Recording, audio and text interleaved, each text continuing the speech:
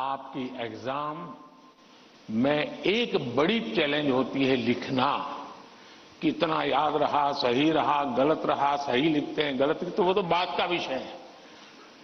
आप अपना ध्यान प्रैक्टिस में इस पर कीजिए। अगर ऐसी कुछ चीजों पर अगर आप ध्यान केंद्रित करेंगे, मुझे पक्का विश्वास है कि एग्जाम हॉल में बैठने के बाद जो अनकंफर्ट या प्रेशर फील करते हैं वो आपको लगेगा ही नहीं, क्योंकि आप आदी हैं। अगर आपको तैरना आता है तो पानी में जाने से डर नहीं लगता है आपको, क्योंकि आप तैरना जानते हैं।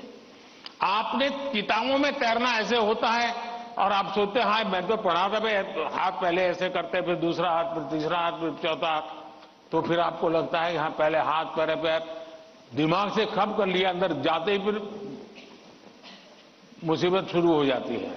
लेकिन जिसने पानी में ही प्रैक्टिस शुरू कर दी, उसको कितना ही गहरा पानी क्यों हो, उसको भरोसा होता है मैं पार कर जाऊंगा। और इसलिए प्रैक्टिस बहुत आवश्यक है, लिखने की प्रैक्टिस बहुत आवश्यक है।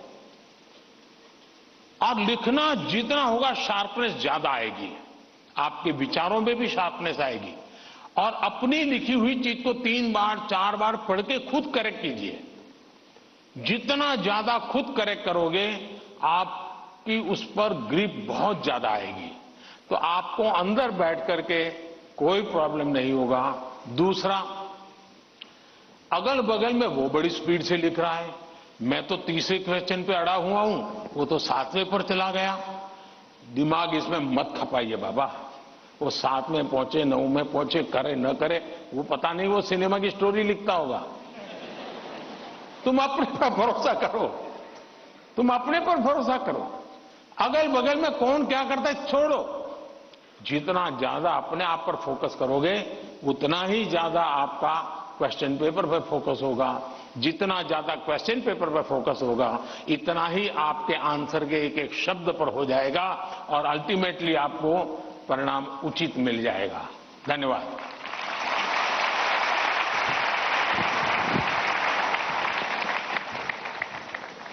धन्यवाद पीएम सर। तनाव प्रबंधन का ये सूत्र जीवन भर हमें प्रेरित करेगा।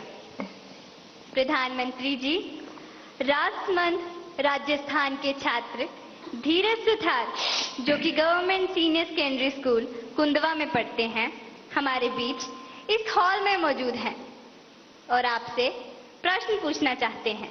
धीरज, कृपया अपना प्रश्न पूछिए। नमस्ते माननीय प्रधानमंत्री जी, मैं धीरज सुथार, मैं राजकीय उच्च माध्यमिक विद्यालय कोंदवा राजसमंद राजस्थान से हूँ। मैं 12वीं कक्षा में अध्ययनरत हूँ। मेरा प्रश्न यह है कि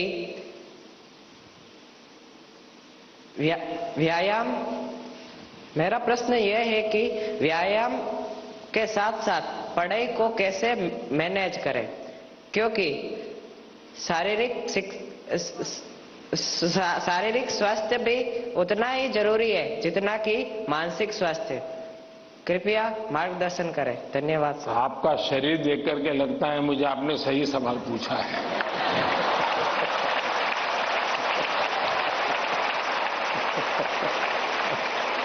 और आपकी ये चिंता भी सही होगी।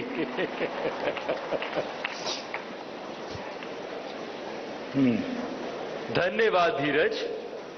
अपनी सांस्कृतिक परंपरा और बर्फीली चोटियों पर तैनात सेना के जाबाजों के शौर्य के लिए विख्यात उत्तर भारत के प्रमुख केंद्र शासित प्रदेश लद्दाख के पीएम श्री केंद्रीय विद्यालय कारगिल की छात्रा नजमा खातून हमसे ऑनलाइन माध्यम से जुड़ रही हैं और प्रधानमंत्री जी आपसे प्रश्न पूछना चाहती हैं। नजमा, कृपया अपना प्रश्न पूछिए। माननीय प्रधानमंत्री जी नमस्कार, मेरा नाम नजमा खातून है। मैं पीएम श्री केंद्रीय विद्यालय कारगिल लद्दाख में पढ़ती हूँ। मैं कक्षा 10वीं की छात्र हूँ। मेरा आपसे प्रश्न यह है कि परीक्षा की तैयारी और स्वस्थ जीवन शैली बनाए रखने के बीच संतुलन कैसे बना सकते हैं। धन्यवाद। शुक्रिया नजमा। पूर्वोत्तर भारत के रत्न जनजातीय बहुल राज्य अरुणाचल प्रदेश के नाहरलोगुन गवर्नमेंट हायर सेकेंडरी स्कूल से एक शिक्षिका टॉबी लामी जी इस सभागार में उपस्थित हैं और प्रधानमंत्री जी से प्रश्न पूछना चाहती हैं। नमस्कार माननीय प्रधानमंत्री जी, मेरा नाम टोबी लोमी है। मैं एक शिक्षिका हूँ। मैं government higher secondary school Naharlagun Arunachal Pradesh से आई हूँ। मेरा प्रश्न है, विद्यार्थी खेल कूद नहीं बल्कि पढ़ाई में मुख्य रूप से क्या और कैसे ध्यान केंद्रित कर सकते हैं? कृपया मार्गदर्शन करें। धन्यवाद सर। धन्यवाद मैम। प्रधानमंत्री जी, धीरज, नज़्मा और तोबी जी पढ़ाई और हेल्दी लाइफ में सामंजस्य कैसे स्थापित करें, इस विषय पर आपका मार्गदर्शन चाहते हैं।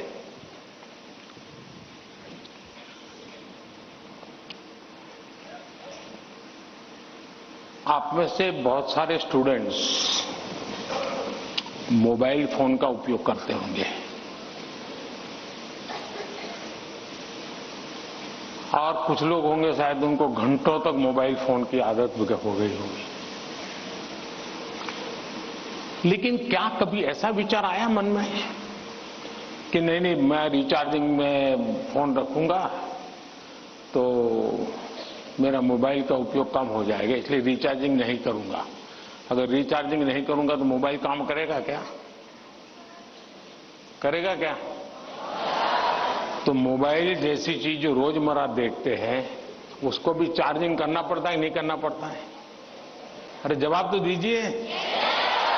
रिचार्ज करना पड़ता है नहीं करना पड़ता है? अगर मोबाइल को करना पड़ता है तो ये बॉडी को करना चाहिए कि नहीं करना चाहिए?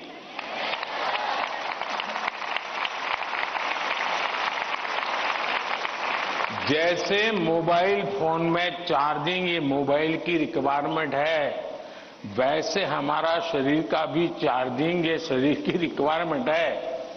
आप ऐसा सोचो कि नहीं पढ़ना है तो बस विंडो बंद, पढ़ाई, बाकी सब बंद, ऐसा कभी नहीं हो सकता है। जीवन ऐसे नहीं जी सकते हैं और इसलिए जीवन को थोड़ा संतुलित बनाना पड़ता है।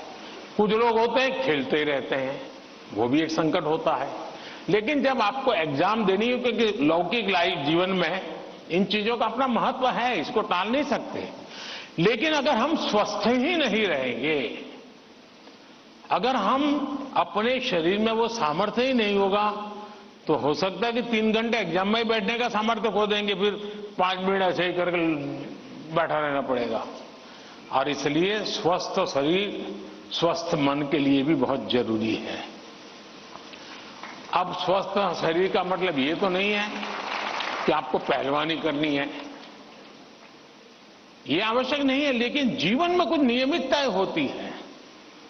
अब आप कभी सोचिए कितना समय है जिसमें आप खुले आसमान के नीचे सनलाइट में बिताए हो। अगर आप चलो पढ़ना भी है तो किताब लेकर के सनलाइट में बैठो ना भाई थोड़ी देर। कभी कभी बॉडी को रिचार्ज करने में सनलाइट भी बहुत जरूरी होता है। क्या कभी कोशिश की नियम से कि भाई मैं दिन में कैसे भी करके इतना तो मौका निकाल दूं ताकि मुझे सनलाइट के साथ नाता रहे? उसी प्रकार से कितना ही पढ़ना क्यों ना हो,